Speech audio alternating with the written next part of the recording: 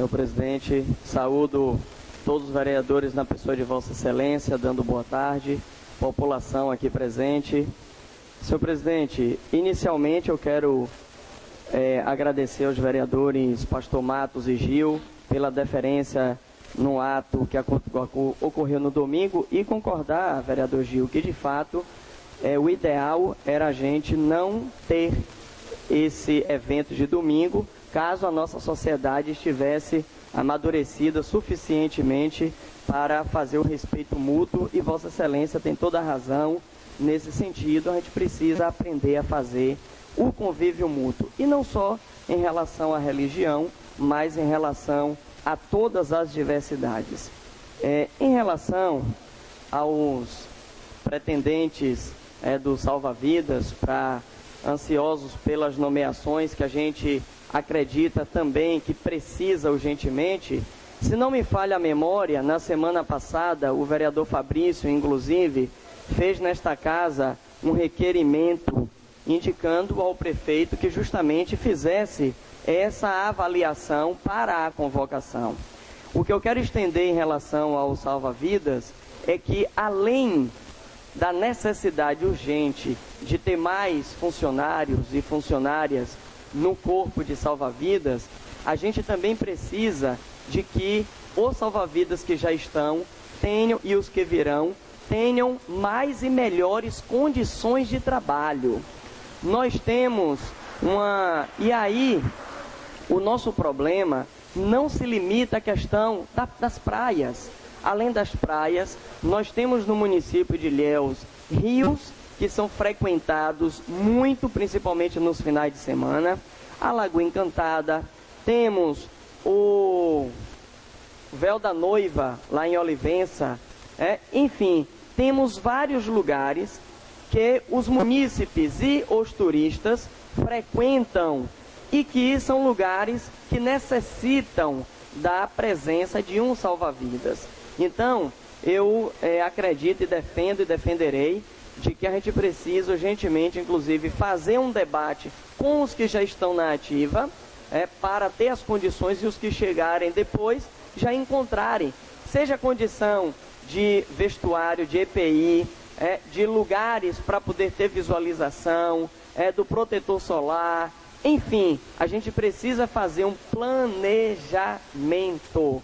E aí eu convido os senhores e as senhoras, inclusive que estão querendo entrar, para que conheçam um pouco do PPA, que é o Plano Plurianual, que ainda terá votação nesta casa até o final do ano, para que nos ajudem a possivelmente indicar ainda demandas não trazidas pelo Executivo num PPA que é para os próximos 4 anos. Então, se a gente garante no PPA políticas para este setor, vocês inclusive estarão ajudando até para a nomeação de vocês. Então fica aqui esse convite. Mas eu gostaria também, não posso deixar de me manifestar, em relação a uma palavra chamada homofobia. Homofobia é o preconceito que a gente direciona para os homossexuais, lésbicas, trans, bissexuais.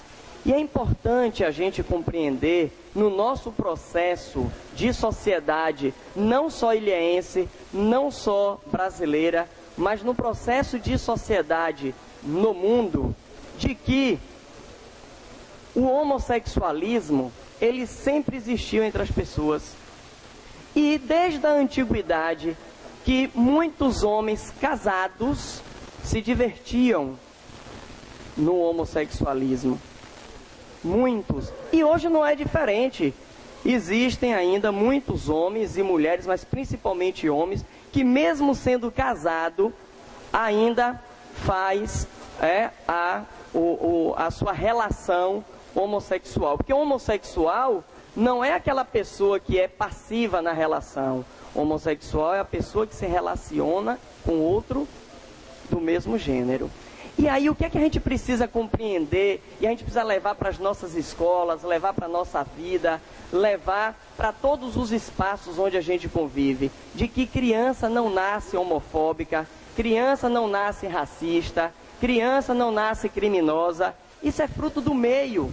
Então, se quando a gente tiver oportunidade de ter um ato de homossexualidade na nossa presença, na TV ou em qualquer outro lugar, a gente aproveitar para mostrar à criança que aquelas pessoas existem, que aquelas pessoas são pessoas cidadãs e cidadãos de direitos e que a gente não precisa motivar essas crianças a também serem homossexuais, até porque eu não acredito na pura e simples questão do incentivo, da motivação, porque senão eu poderia ser um homossexual, porque eu convivi na minha adolescência, pré-adolescência, próximo a pessoas que são, e nem por isso eu me influenciei. Agora, o que a gente precisa compreender é de que na nossa sociedade é comum às vezes a gente ter na praia, no rio, no bar, um homem, principalmente homem, com um adolescente ou uma pré-adolescente. E a gente não se escandaliza. E aí eu quero até esclarecer aqui que eu não estou fazendo direcionamento ao vereador que antecedeu a fala, nesse aspecto dos fatos que acontecem na sociedade, mas porque são fatos que acontecem na sociedade. De que a gente não se escandaliza quando o homem ou a mulher é casado ou casada, e a gente sabe que é, e que está cometendo o adultério em praça pública, no show, na festa, a gente não se escandaliza, a gente acha normal. Quando está cometendo a pedofilia, muitas vezes, pelo contrário, infelizmente, a grande parte dos abusos sexuais acontece dentro de casa, pelos pais, pelas mães, ou conivência das mães, ou os irmãos, ou pessoas próximas.